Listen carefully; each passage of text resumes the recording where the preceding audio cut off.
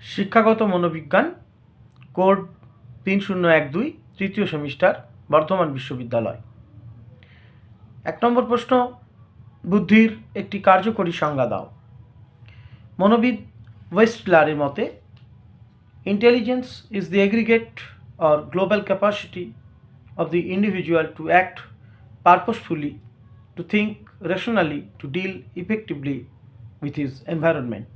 অর্থাৎ বুদ্ধি হলো একটি সামগ্রিক ক্ষমতা যা ব্যক্তিকে উদ্দেশ্যমূলকভাবে ক্রিয়া করতে, যুক্তিপূর্ণভাবে চিন্তা করতে এবং সার্থকভাবে কাজ করতে সাহায্য করে।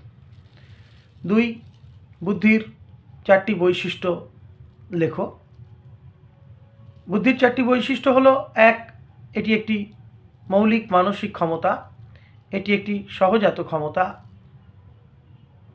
3, জীবনের বিভিন্ন স্তরে বুদ্ধির বিকাশের হার ভিন্ন ভিন্ন হয়। 4, লিঙ্গভেদে বুদ্ধির বিশেষ কোনো পার্থক্য হয় না। 3 নম্বর প্রশ্ন, ক্যাটেলের মতে বুদ্ধি কয় প্রকার ও কি কি? উত্তর, ক্যাটেল বুদ্ধিকে 2 ভাগে ভাগ করেছেন, তরল বুদ্ধি ও কেলাসিত বুদ্ধি। 4, থর্নডাইকের মতে বুদ্ধি কয় প্রকার ও কি কি? উত্তর, থর্নডাইকের মতে বুদ্ধি 3 প্রকার: বিমূর্ত বুদ্ধি, কার্যকারী বুদ্ধি এবং সামাজিক বুদ্ধি। 5, থার্স্টনের মতে 7টি প্রাথমিক মানসিক উপাদান কি কি?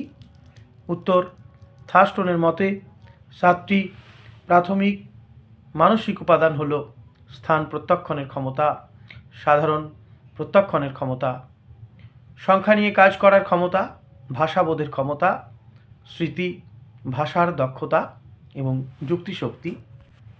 6 নম্বর প্রশ্ন, গিলফোর্ড বুদ্ধির কটি মাত্রার কথা বলেছেন ও কি কি? উত্তর, গিলফোর্ড বুদ্ধির উপাদানগুলির মধ্যে সমতার ভিত্তিতে বুদ্ধির 3টি মাত্রার কথা বলেছেন। এই 3টি মাত্রা হল প্রক্রিয়াগত মাত্রা, বিষয়বস্তুগত মাত্রা এবং ফলাফলের মাত্রা। 7 নম্বর প্রশ্ন, গিলফোর্ড প্রক্রিয়াগত মাত্রায় কপ্রকার মানসিক ক্রিয়ার কথা উল্লেখ করেছেন এবং কি কি? উত্তর, 5 প্রকার মানসিক ক্রিয়ার কথা উল্লেখ করেছেন: প্রত্যভিক্ষা, স্মৃতি, কেন্দ্রানুগ চিন্তন, অভিসারী চিন্তন এবং মূল্যায়ন। 8 নম্বর প্রশ্ন, বুদ্ধির বহু উপাদান তত্ত্ব কি? উত্তর, মনোবিদ থার্স্টন বহু উপাদান তত্ত্বের প্রবর্তক। তার মতে বিভিন্ন বৌদ্ধিক কাজের মধ্যে সহগতির মাত্রা এত কম যে এখানে সাধারণ উপাদানের কথা বলা যায় না। তাই তিনি বলেন, বুদ্ধি কতকগুলি পরস্পর নিরপেক্ষ স্বাধীন প্রাথমিক মানসিক উপাদান দ্বারা গঠিত। তার এই তত্ত্বকে বহু উপাদান তত্ত্ব বলে। 9 নম্বর প্রশ্ন, গিলফোর্ডের মতে বুদ্ধির উপাদান কি? গিলফোর্ড একটি ঘনকের 3টি তলে বুদ্ধির 3টি মাত্রাকে স্থাপন করেছেন। একটি দিকে 5টি প্রক্রিয়া, অন্যদিকে 5টি বিষয়বস্তু এবং তৃতীয় দিকে ফলাফলের 6টি ফলাফল স্থাপন করেছেন। এখন প্রত্যেকটি মাত্রা বরাবর ঘনকটিকে কাটলে সর্বমোট 250টি ঘনক পাওয়া যায়। এই ছোট এককগুলির প্রত্যেকটির 3টি মাত্রায় 3 ধরনের ক্ষমতা পরিবেশিত হয়। তার মতে এক একটি ছোট ঘনক বুদ্ধির এক একটি উপাদান। 10 নম্বর প্রশ্ন, বুদ্ধি অভিক্ষা কি?